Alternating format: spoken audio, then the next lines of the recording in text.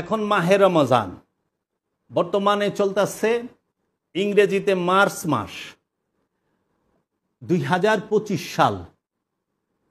গত 2 দিন আগে দুঃখের বিষয় বলি, মাহে রমজান মাস হাদিস শরীফে আছে যে এই রমজান মাসে আল্লাহ রব্বুল আলামিন শয়তানকে শিকল দিয়ে বেঁধে ফেলেন এবং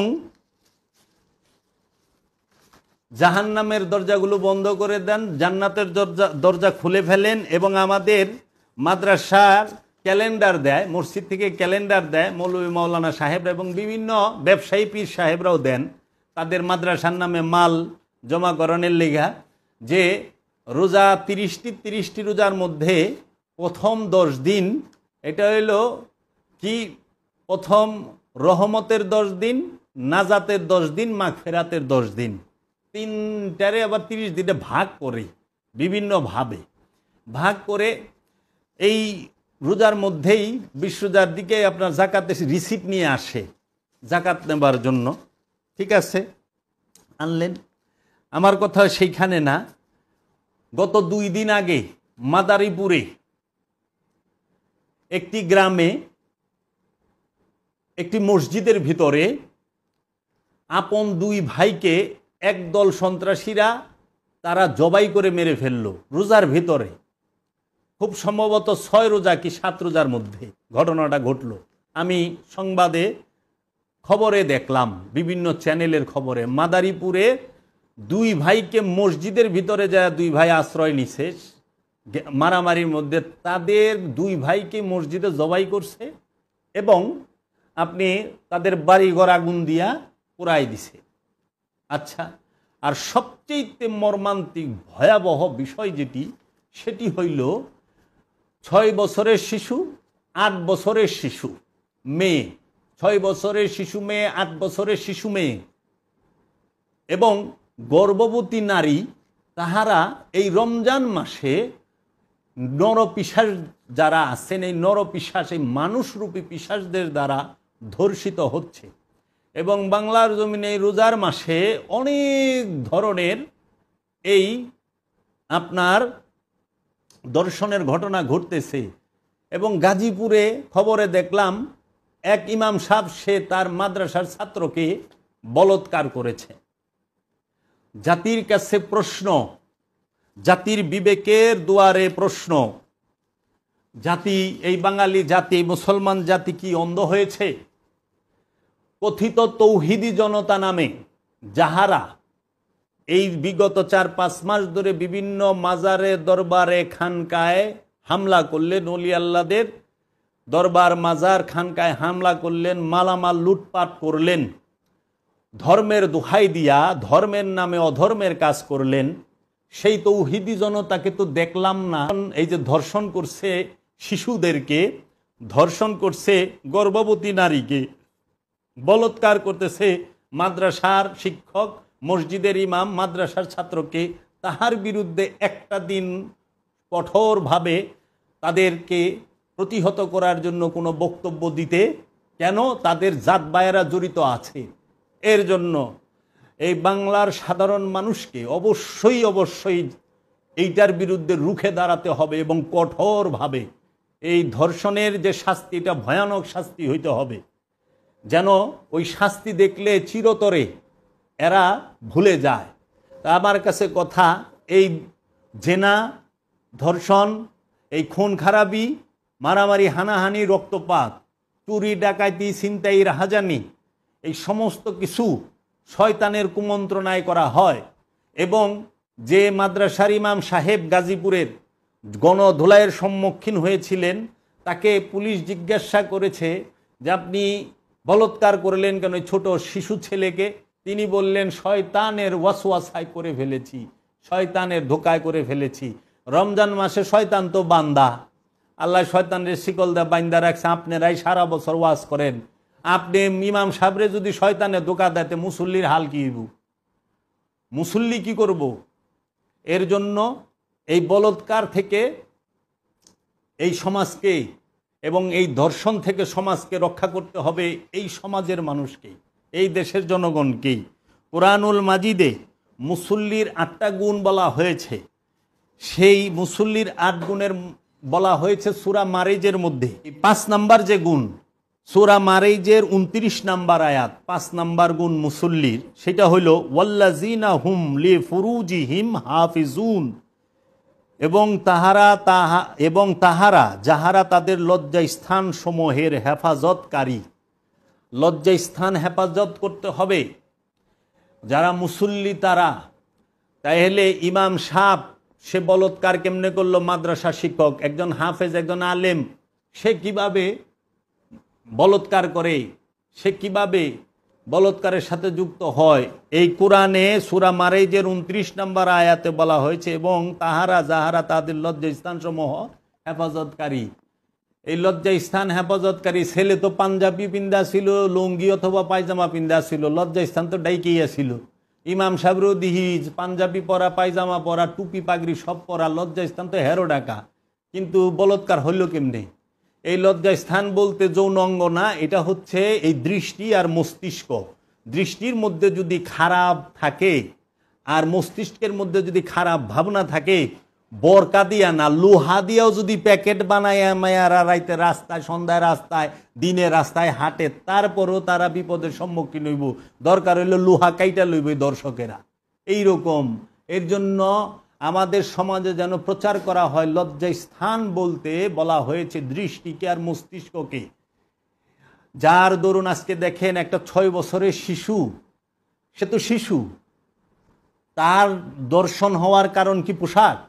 অনেকে বলে, এবং কিছুদিন আগে দেখলাম ঢাকা ইউনিভার্সিটিতে এক জাহেল, সে এক নারীকে কুরুচিপূর্ণ মন্তব্য করেছেন, তার দরুন তার বিরুদ্ধে মামলা হয়েছে, তাকে থানায় আটক করা হয়েছে। কিছু তৌহিদি জঙ্গল, এই তৌহিদি জনতারা তারে মুক্ত করার জন্য থানা ঘেরাও করছে, এবং তারে বাইর কইরা মাথায় পাগড়ি, গলায় ফুলের মালা, আর তার হাতে দিছে কোরআনুল মাজিদ।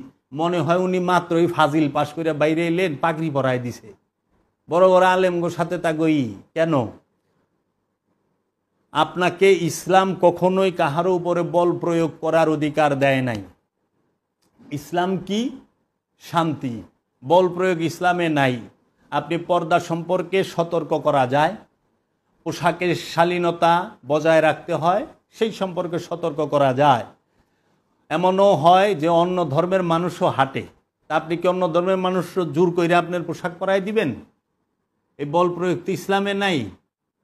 আমার একটা ঘটনা বলতে হয়। এক লোক এক আল্লাহর ওলির দরবারে, আল্লাহর ওলি তো সার্বজনীন, সবার জন্য আল্লাহর ওলির দরজা খোলা, তা আল্লাহর ওলির দরবারে আপনার মুসলমান আসে, খ্রিস্টান আসে, হিন্দু আসে, বৌদ্ধ আসে, ইহুদি আসে, এমনকি যারা ধর্ম মানে না তারাও আসে। আপনি যদি আজমির শরীফে যান, কয়েক কোটি দেখবেন অন্য ধর্মের মানুষ ওইখানে ওরসে আসে। আল্লাহর ওলিদের জাত থাকে না, যার জাত আছে সে আল্লাহর ওলি না, সে মৌলবী সাহেব। আল্লাহর ওলি সার্বজনীন।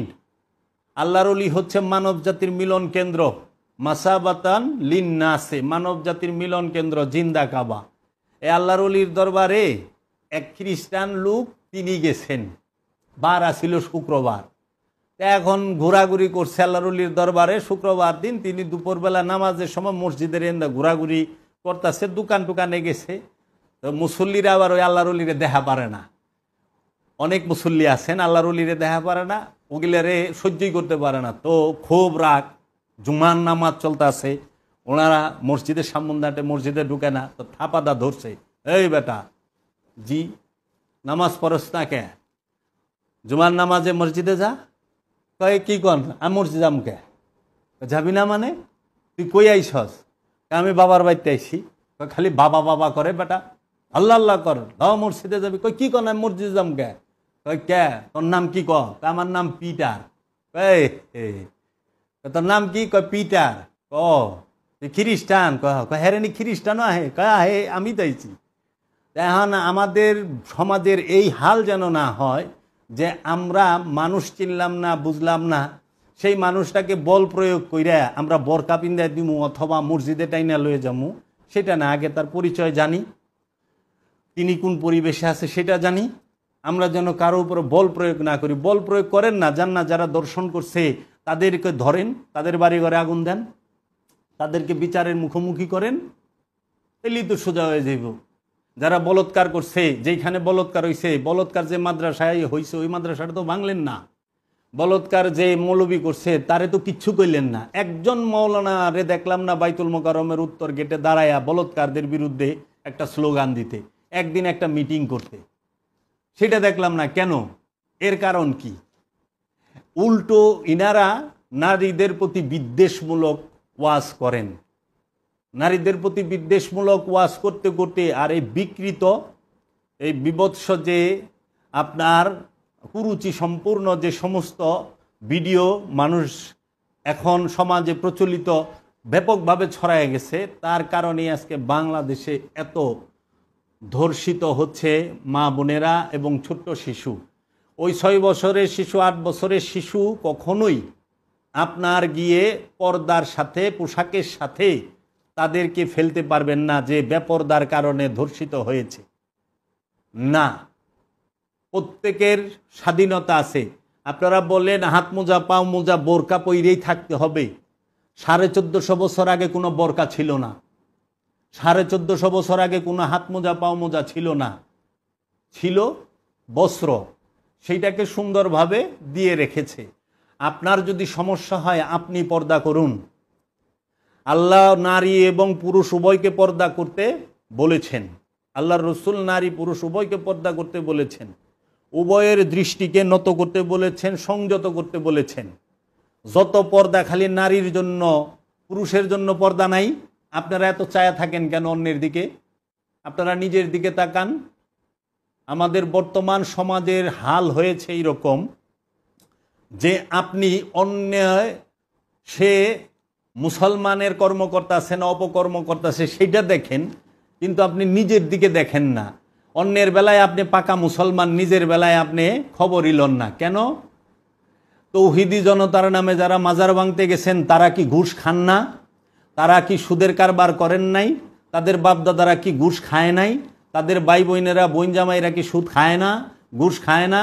তারা বছরে কয় ওয়াক্ত নামাজ পড়েন? তাহারা দিনের জন্য কি খেদমত করছেন? জীবনে কতদিন মানুষের সেবা করছেন? তৌহিদি জনতার নামে আমার বাড়িতে যারা হামলা করতে আসছেন 13 জন আসামির মধ্যে 12 জন আছে বছরে আসার খায় কিনা সন্দেহ আছে মসজিদে। একজনে গাঁজা বিক্রি করে, গাঁজার ডিলার, সে আইছে আমার বাড়িতে তৌহিদি জনতার বেশ ধরে মাজার ভাঙার জন্য। একজনের বাপে দালালি করে, সে আসছে মাজার ভাঙার জন্য। আমি তৌহিদি জনতা গো দেহি তৌহিদি সুর, গরু খাসি সব চুরি করে লয়ে যাইতেছে। এর বিরুদ্ধে আইনের কঠোর প্রয়োগ হইতে হবে এবং সমাজের মানুষের সোচ্চার হইতে হবে। যেই তৌহিদি জনতার নামে যেন ধর্ম বিরোধী কাজ, শান্তি বিরোধী কাজ, উশৃঙ্খল কর্ম এবং মানুষের প্রাণ নাশ যেন না হয়। সম্পদ জমাকারীর বিরুদ্ধে রুখে দাঁড়ান, মজুদকারীর বিরুদ্ধে রুখে দাঁড়ান। ধর্ষণ যে করে, এই যারা ধর্ষক তাদের বিরুদ্ধে রুখে দাঁড়ান। যারা সুদের কারবার করে তাদের বিরুদ্ধে রুখে দাঁড়ান। যারা মানুষের সম্পদ এবং মানুষের অধিকার হনন করে তাদের বিরুদ্ধে রুখে দাঁড়ান। যারা মানুষের এই মশার মতো, মশা যেরকম মানুষের শরীরে বৈশা রক্ত চুইসা নিল, সারপোকা মানুষের শরীরে বৈশা রক্ত চুইসা নিল টের পাওয়া যায় না, এরকম সম্পদ জানোয়াকারীরা মানুষের নেলদারার মধ্যে চুইসা রক্ত তারা পান করতেছে, চুইসা নিতেছে। মানুষের ঘামের পরিশ্রমের যে মূল্য, ন্যায্য মূল্য গরিবকে দেয় না, তার মজুরিতে ঠকায়, মূল্যে ঠকায়, তার বিরুদ্ধে রুখে দাঁড়ান। ও আপনাদেরকে তো তার বিরুদ্ধে রুখে দাঁড়াইতে দেখলাম না। আপনারা আল্লাহর ওলির বিরুদ্ধে রুখা দাঁড়ান, আপনারা মাজারের বিরুদ্ধে রুখা দাঁড়ান, আপনারা এক গ্রুপ আরেক গ্রুপের বিরুদ্ধে রুখা দাঁড়ান। এই যেন সেই 1450 বছর আগে, হ্যাঁ, সিফফিনের যুদ্ধের এবং নাহওয়ানের যুদ্ধ এবং জঙ্গে জামালের যুদ্ধের মতো এক মুসলমান আরেক মুসলমানরে কুবায়া কাটার লেগা ময়দানে আইসা পড়ছে। এই সিফফিনের যুদ্ধে, নাহওয়ানের যুদ্ধে